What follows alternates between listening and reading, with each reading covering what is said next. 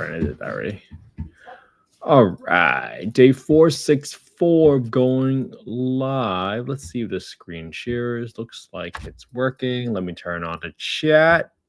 All right, happy New Year, everybody. First full working week when we're back. Today we're going through how to build a comparable sales list of properties for the BRRRR strategy. And if you're all familiar with the BRRRR strategy, right? The BRRRR strategy stands for buy, rehab, rent, refinance, and repeat. Now, the whole point of this strategy is, let's use an example. If you're able to buy a property for $20,000 and you spend $50,000 renovating that home, that brings your total cash invested to 70 grand, right? 20 plus 50. But if you're able to make that home worth $100,000, well, now all of a sudden you create $30,000 of equity because you only spent 70 grand to get a home that's worth 100. And now you can go get a debt service coverage ratio loan, a DSCR loan, that allows you to take back out all the capital that you invested for 70% of the home's value. And now you can keep the $30,000 in there. But now the whole point of the strategy is that it's so scalable. You can now go take the same 70 grand and go and renovate a new home or buy and renovate a new home. That's why it's so scalable, because what's the alternative? It's you saving up money from your full-time job for that initial 20%, 25% down payment. Once you buy that home, you hope that it cash flows and makes some money, and then you save it, and you save up money from your full-time job all over again. And that's the strategy. It's a lot slower, but that's why the BRRRR strategy is so much more valuable. Now, as you understand with the BRRRR strategy, right, what that strategy is heavily dependent on is the ARV, the after repair value. For you to estimate the ARV correctly, you got to be tracking what a property is being sold for. And for the last 12, 15 months, we've been tracking all the properties that have been sold by zip code, by bed bath count, square footage, year build, sold price, price per square foot, sold date, the lot size of the home, the garage, basement, and HOA, subdivision of the home, and some general conditions of the property. I usually just look at the kitchen, the bathrooms, the flooring, and the painting, right? Just keep it super simple. If there are any other big mechanical items such as your electrical panels, your plumbing, or your roof, I mean, we can track that, right? And you'll probably find out about the condition of the home for those items after an inspection, or hopefully they are listed in the description. But as we've exhausted this list of properties that have come on the market, we also start looking at, okay, well, let's just look at the last 3 months of data and see what properties have been sold then. Now, as we've drained that amount of inventory and data, then we start looking at properties that have just come onto the market just now. And the reason why we're doing this is because of a couple of things. One is the 30-year mortgage interest rate is heavily affected by the 10-year treasury yields interest rate, which is right now at 4.62%. If you look at the last year, right, you can see this little value effect where it peaked around 4.6, 4.9, dropped all the way down to 3.6 when Feds were announcing they were dropping interest rates, but now it climbed all the way back up to 4.6. So you're not seeing 30-year mortgage interest rates in the high 7s or the 8s because of two. Again, the interest rate affects it, but then there's also this thing called the spread between the 10-year yield and the 30-year mortgage interest rates. Historically, that's been about 1.5 to 2%, but it went as high as 3%. And that's what really drove your interest rates to about 8% a while ago. But now the spread has narrowed. So that's why you don't see mortgage interest rates in the 8s, even though we're kind of back up to the 12-month high. So hopefully that's important, right? But as your interest rates go up, that drives down your affordability because your monthly payment is going to be higher. So that's why we're tracking properties that are coming onto the market. And right now, I can show you, I'm looking at the Birmingham market, 4-bedroom, single-family homes only, and properties that have been on the market for less than 3 days, because I want to see what's happening in the market. And specifically, I want to see, this property came up, this property was listed 2 days ago, and I want to see what the dollar per square foot perspective is that properties are coming on a market for. And you look at this property, right? This property looks pretty much rent ready. There's not recessed lighting. You could probably refinish the floors, but there's not carpeting to rip out. Kitchen looks fine, looks great. I mean, it's above average kitchen, not super modern, but above average. And you can see that there's some carpet in this master bedroom. So this is kind of right in the middle. Pretty modern bathroom right here. Okay, modern bathrooms, above average kitchen, great. And this property has a carport. And this property is on the market for 255 grand in 35023, which is in the Huitown subdivision or town. And Huitown is a much quieter area, but a lot of families like living here because you're close to some supermarkets here. So I really like this area. Now, this property is on the market for $100 per square foot. If this property sells for $100 per square foot, this gives me a pretty good idea of the condition of the home that I want to renovate my home towards, because it's not super, super fancy, but it's above average, which is the type of quality of home that I would want, something that I'm proud of and someone that I would be proud of if one of my family members lived in here, right? This is a great home. So we're going to write down details of this home for 155 Midway Drive in our properties that are coming on the market. And this is in 35023. Just type this number in, put in the URL. And the reason I'm doing this again, right, is to track all the properties that have been coming on the market. This is 2558. The property was built in 1959 and it's 1.22 acres, 1959. 1.22 acres. I'm getting all these details down, right? Because it's important. Listed 1,325. So on a dollar per square foot perspective, this is property being listed for $255K. And on a dollar per square foot, it's going to be equal to that. Divided by that, that's $100 per square foot. Carport, no garage, no basement, no HOA. And this is in Huitown. And above, super nice modern bathrooms, above average kitchen with blue cabinets. Some carpet needs to be replaced with LVP. Rest of flooring needs to be refinished, right? You can kind of see that the flooring looks a little tired here. If I look at the flooring right here, this looks a little tired. It could definitely use a little bit of refinishing there. So you see that this trim doorway trim looks off too. Don't know what's going on there. All right, so what we're going to do now is we're going to take this property and we are going to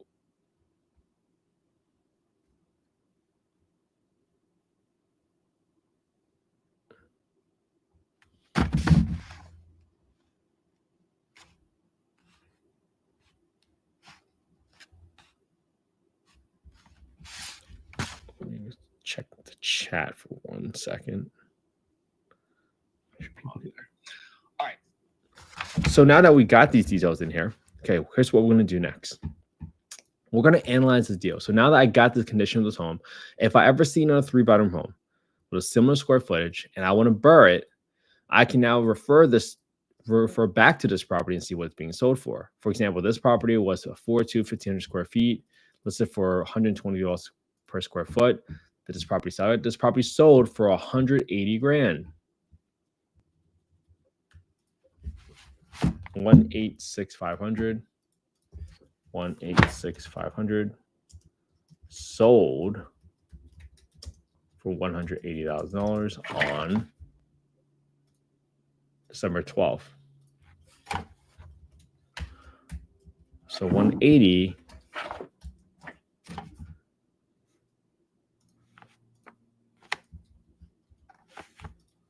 I like that. So this property sold for $119 per square foot. So this property tells me that, hey, maybe this $100 isn't so unreasonable. Or it tells me that, hey, there isn't a reward premium given to properties above 1,500 or 2,000 square feet. Because you see that even though it went to 2,500 square feet, the dollar per square foot actually went down. So you got to be very careful about how do you prioritize these properties. And this property is pretty nice, pretty well, right? Well, nice pictures, it's above average kitchen and bathroom, but it's not super, super modern. So this is pretty comparable, right? So now if this property sells for 100, that might bring the comps down. So if you did a BRRRR and you were relying on this $119 per square foot, and this property comes on and gets sold for $100 per square foot, that might put your ARV, your after repair value, at risk. That's why this is so important for you to pay attention to what properties are coming on the market, because this is less than a month ago. And now you're seeing a 20% reduction from 119 to $200. Right? That's a huge difference between whether or not you're going to be able to pull back out all your money in a refinance or leave money in. Right? So that's why we track this. Right? I saw that this was in Hueytown, this was in Hueytown. So I decided, okay, I'll just look at this property 2 months ago. What's happening here? And this is all built on analyzing a property every single day so that you get comfort around what's happening here. All right. So next step is let's analyze this deal as is, right? What happens if I just buy this property on the market for 255 grand, and let's see how much I would renovate the property for. So on this property, let me go to my rehab calculator. This is 2558. So I'm going to assume I need to repaint half the home.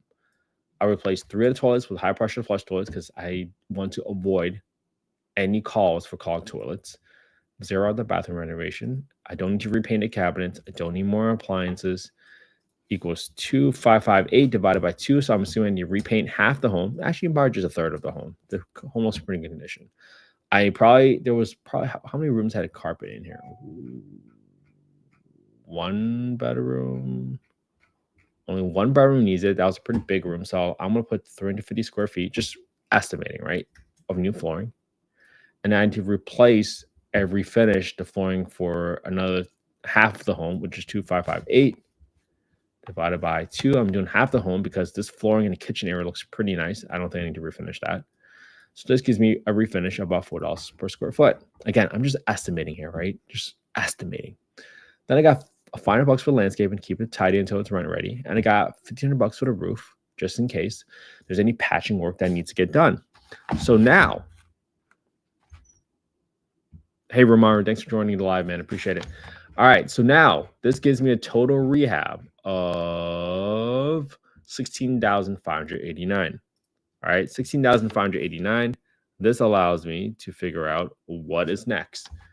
All right, I'm gonna take out this plus $10,000 from my renovation budget, so that gives me a total rehab of 16 grand. Right, I only had plus 10,000 because I was analyzing a deal the day before. The next thing I'm gonna do is I'm gonna go to affordablehousing.com, and then I'm gonna go to the owner section. I'm gonna go to the market rent estimator, and then I'm gonna plug in the address to plug in a bedroom count. And it says right here that for 25 units, all right, for 25 units within a 3.4 mile radius, the average rent is $1,587. I don't think it's higher than $1,500.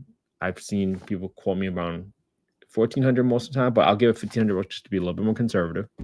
I'm gonna grab my property tax number from my Redfin payment calculator.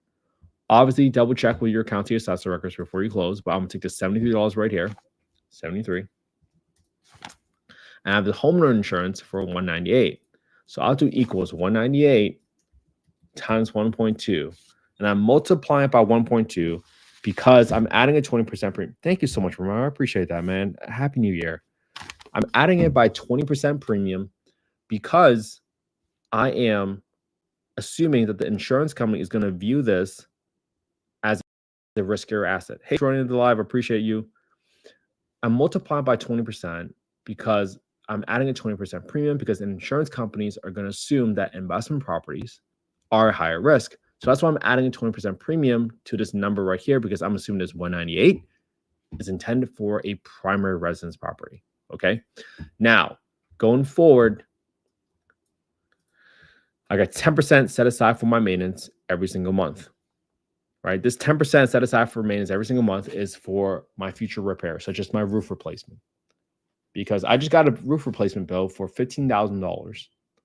And if I don't set aside $150 every single month for 100 months, I would have been overestimating my profitability because I underestimate my expenses. Don't be that person. Don't trust anyone that says there's no maintenance, it's a turnkey property, blah, blah, blah. You hear all this BS out there. Don't believe them. You know that HVAC is going to be replaced in 10, 15 years. You know that water heater is going to get replaced in 10, 15 years. So make sure you do that. Then I got 10% set aside for my property management every single month. And I got 5% set aside for my vacancy because someone always moves out. All right. Now, if I assume a 25% down in F19, my down payment is going to be equals to my asking price of 255 grand in B4 times my down payment percentage in F19. So my total down payment for this property is 63.75K. I got 2.9% for closing costs, and my renovation was 16.6 grand from earlier. So for this property, if I'm financing it, my finance amount is going to be equals to my B4, my asking price, minus my down payment percentage, a down payment amount of 63 grand. So I'll be financing $191,000. I'll use 7.5% interest rate for right now. And that is going to give me a total cash and cash return of negative 523 a month. All right. So let's write down the scenario. It's a 4-bedroom. I'm renting out for $1,500. I'm negative 523 a month. That's a negative 7.2% return on your money. The purchase price is 255 grand. And your rehab is minus 16,588.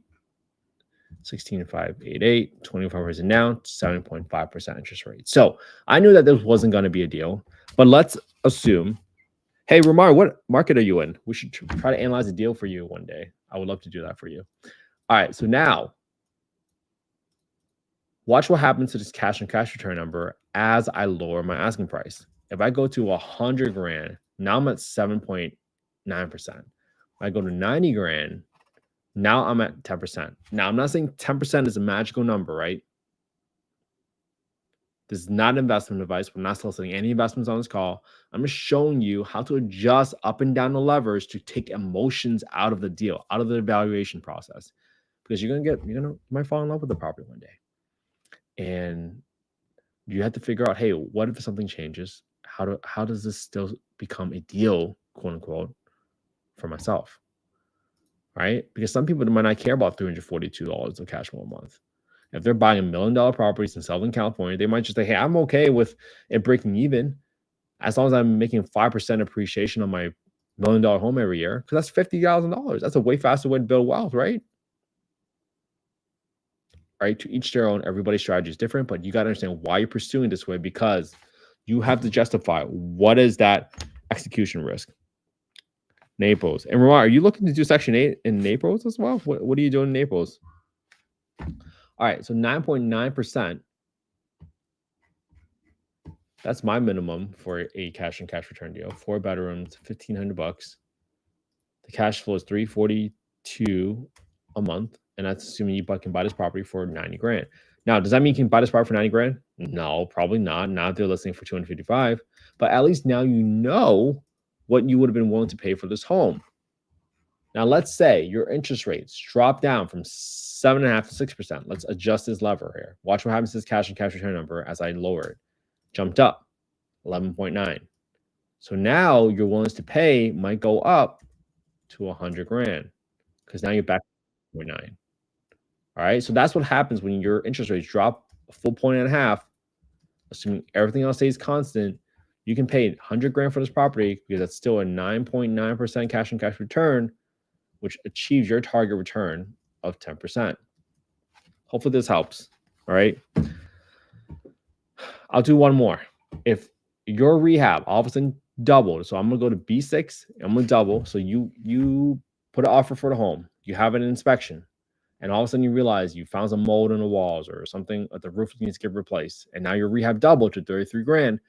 This cash and cash return number goes a lot lower. So what do? You can lower the asking price, right? You can ask for a credit. Maybe instead of 100 grand now from the last scenario, you can be willing to pay 78 grand or 80 grand. Yeah, 80 grand still works, so 9.9. So even though your rehab doubled to $33,000, assuming you're still at a 6% interest rate from the last scenario, you can afford to give 80 grand for this property to achieve your same return of $455 of cash flow a month with a 9.9 cash on cash return, assuming you still rent out as a 4-bedroom for $1,500. Right? This is how you adjust up and downwards. Hey, Yesenia, thank you for joining live. Appreciate you. And this is how you adjust the numbers and levers to figure out what is a deal, quote unquote, right? All these deals have different factors that made a deal. For every property, there's a price or a set of terms that can make it a deal. It's up to you to decide what it is, right? Again, we talked about appreciation earlier. I mean, that's really risky, right? You're speculating that the property is going to appreciate. It's not necessarily guaranteed, but to each their own. That's why you have your own strategy. All right. The next thing I want you to do is let's talk about this. I hope you copy my homework today, right? If you want to put it in the reps, just copy my homework. Analyze the same deal I analyzed today. This property is right on the market. I didn't make this property up. Using the same spreadsheet, you can go to affordablehousing.io, go to the Get Deal Analysis tool, plug in your name, your email, your phone number. That's the fastest for you to get a copy of the spreadsheet. I didn't make the spreadsheet from scratch. I got it from a few other folks, multiple worksheets. I combined them, I tweaked them, I modified them so that we can analyze these deals as fast as possible. And my hope is that you put it on your own YouTube channel. Because at some point, someone's going to ask you, hey, why do you think this is a deal? And my hope is that you can go and show them your own YouTube channel at that point in time and say, hey, I know this is a deal because I've been looking at properties for the past 464 days in a row. Might that give you some confidence? You know what you're doing? I certainly hope so. Hopefully this was helpful, everybody. I hope you all have a happy new year. Create this habit, stay consistent with me, and most importantly, thank you so much for caring about affordable housing. Thank you, Ramar. I appreciate that, man. Happy to just help you. And again, I hope you start your own YouTube channel too as well, man. If you start your own YouTube channel, send it my way. I'll be one of your first subscribers. All right. If you guys want to check out the latest podcast episode from Affordable Housing, I got the newest episode with Chris from New Jersey. He talks about his journey going from a caseworker to the director of housing development. Great story. And he talks about all the different funding sources that are available in New Jersey. So give it a listen, give it a thumbs up, share the podcast with folks. And most importantly, if you can give me a 5-star review on Apple Podcasts or Spotify, I would appreciate that so much. I've got so many folks coming on the podcast to give you all value, from single families all the way to multifamily ground up construction. It's all for you guys. I don't have anything to sell you guys. I hope that you guys take this knowledge, because I sincerely didn't have any access to any of these folks, didn't know where to start. But I know that if I can get these people, have their time, get the information from them, I believe that will truly help you decide what you want to do with your time, what do you want to do with your energy, and most importantly, help the people that you want to care for. Thank you so much for caring about affordable housing. Without people like you, I'll never have the home I grew up in. So I appreciate you all so much. Thank you for sticking with me. It's been 2 years since I started doing this podcast. I'm so grateful for all of you. Thank you so much for sticking with me. I'll see you all tomorrow for 465 of Going Live. Stay consistent with me, everybody. Happy New Year. Let's get it. It's going to be a great year.